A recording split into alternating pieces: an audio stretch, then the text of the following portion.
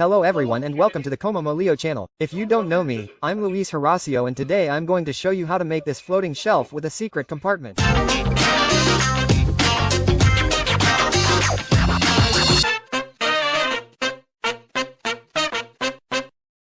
Hello everyone, as I mentioned, now I'm going to show you how to make a floating shelf that will also be useful for storing things in a secret compartment. It's very similar to one I made a few years ago, but it's even easier to make. Also, if you recall, a few years ago I also showed you how to make this TV stand that sits on top of the drawers, which are like this because I had them in another room. Since it's now my daughter's playroom, she needed the space, but we also needed to put those drawers to use. But when I made it, I ended up with this little space on the left side, which I used to put water for my dogs and cat, and a small trash can on one side. But I feel like it took up that space to put things there, and it makes it look a little unbalanced. But I don't want to put a whole piece of furniture there and make it look too cluttered. So it's better to make a floating shelf and add a secret compartment to it at the same time. So if there's more to add, let's see what we're going to start with to make it. In my case, I have this pine board that's 2 centimeters thick by 30 centimeters wide and about 1.5 centimeters long that I had left over from a ramp that I made and don't use anymore. But you can also make it out of MDF and it will be less heavy. They're also made in the same way out of pine or other thinner ones, preferably 4 centimeters by 2 centimeters thick, but since I have these 4x4s here, I'll just cut them in half. Some long screws to embed it in the wall and some medium ones to make the drawer or shelf.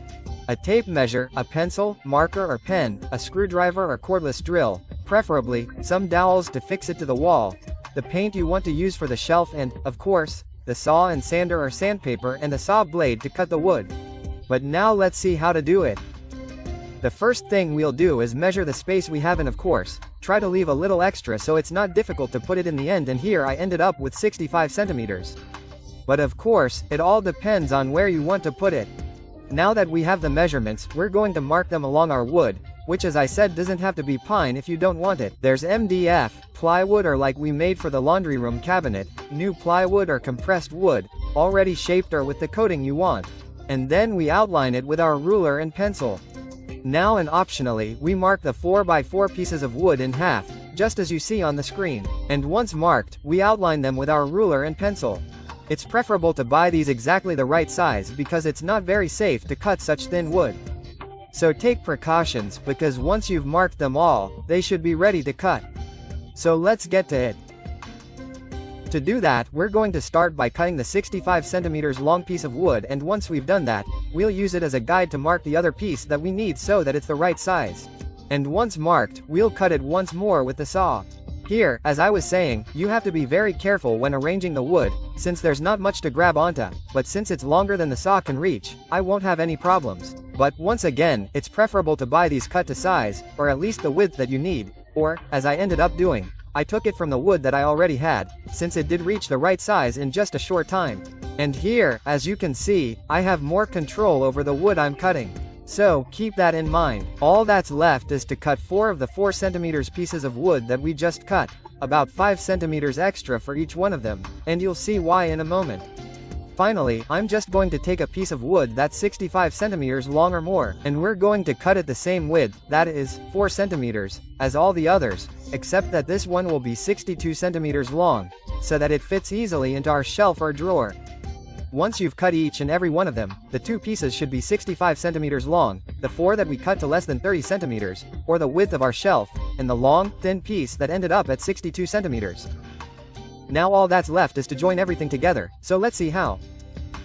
Here my camera turned off and I had already made the corresponding holes, but I'll repeat it so you can see it. All you have to do is take one of the long pieces of wood and, with one of the short pieces that will go on one side, mark the width at the ends of the piece and then, in my case, drill 3 holes in it so that it joins better. Of course, you are going to do this on both sides and on both pieces of wood. For that you just put them on top and align them as best you can and make the holes on the ones you just made so that they are exactly in the same place as shown in the video. Now, you just countersink them because you want the screws to be hidden, and of course you do it on both sides and on both pieces of wood, just like I do here. Now that they are ready, now you take one of the pieces of wood the width of the ones you have, which is 30 centimeters, and you put glue on the edge of it so that later, and having previously put the screws in the large way, you fix it with the help of your screwdriver or drill. We do the same on both sides, putting glue on the wood and then fixing it in the same way as with the other. Now we just turn it over and put glue on the other edge of the wood or on the bottom and fix it with the screws that we are going to do the same with the other side, and so in the end we have this drawer shelf as you see here that in the meantime, set aside. Now to make the part where the shelf will be embedded, we take the long thin piece of wood and mark it approximately 10 centimeters into the wood and then mark it across the width, in the middle so that where they intersect, that's where we'll know it's the exact center. So we just take our drill and make the respective holes in the marks and countersink them as well. And here we do it to hide it, but so that it holds on better to the wood and has more support. Now we just put glue where we made the hole and put one of the pieces of wood that we cut to less than 30 centimeters and then we just secure it with the longest screw you have, being very careful not to break the wood. So do it slowly. We do exactly the same with the other one, that is, apply glue and then secure the long screw with our drill, which as you can see, looks like this. Now all that's left is to make the holes to be able to fix it to the wall, and do these in a distributed way, that is, preferably, 2 on the sides and 1 in the center, or like me, who made 4. That is, 2 on the sides and 2 more in the center, which in the end I only used 3. So now I'll leave it to your discretion and, as it works, it's like this. This part is where the shelf will go in, and thus, since it's recessed, the wall will be the one that holds it, and as you can see, it fits in perfectly and without problems. To make the lid, we take a piece of MDF that I had left over and place it on the table and, vertically, on top of it, our drawer, lining it as best as possible so that we can then outline the entire outline of it with a pencil. Once marked, we now cut with our saw along the line that we just marked as precisely as possible.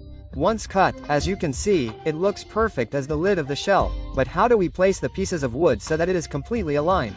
I was going to measure the thickness of the pieces of wood and mark a rectangle on it, hoping that it would be exact, but then I realized that if we take out the part that will hold the shelf a little, the pieces of wood are perfectly aligned in their place.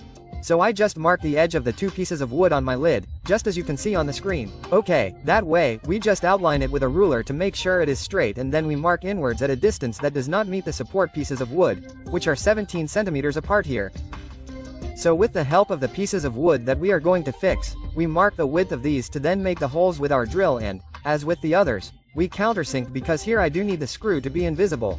Then we apply glue and attach, with some screws, the 2 pieces of wood that were also shorter than 30 centimeters, and as you can see, it looks similar to the other piece of wood that we made.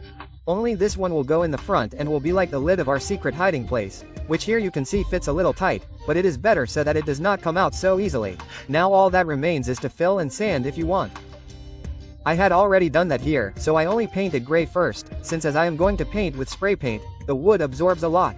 This way, even if I do not paint it completely, it will have the gray underneath, which will not look bad but rather worn, if you do not cover it with a can. Now that you've painted it to your satisfaction, let it sit to dry completely. Once you've done that, it's time to spray paint it. Since I bought a really cheap one, I didn't have time to paint it all, so in the end, I left the bottom part just gray. So calculate carefully or buy a better quality paint that you can also paint already. Just let it sit to dry completely. While you do that, we're going to arrange our wood that will hold the shelf on the wall using a level, either a digital one like mine on my phone or a physical one, and make sure it's completely correct. There you go, like this. Now just mark the holes on the wall, which I do with a screw and a hammer. And once you've done that, I'm just going to drill with my drill, which, as I told you, I'm only going to make 3 holes here. Once you've drilled them, just put in your respective dowels and, with the help of a screwdriver, secure your wood to the wall, just like you see here. And, as you can see, these are the ones that will hold our shelf. Just push it in until it goes in completely and your shelf is ready. Now, to better secure it, we'll make a couple of holes in the back and countersink them in the same way. Then fix it with a couple of screws and it stays in place. And of course, you can also remove it whenever you want. But let's see how it looks with what I'm going to put on it. As you can see, it looks great and you can see what I was telling you, that it looks more even with the other piece of furniture, and I have space to put the photo I had of my daughter, my phone and the keys to the house or the car in this case.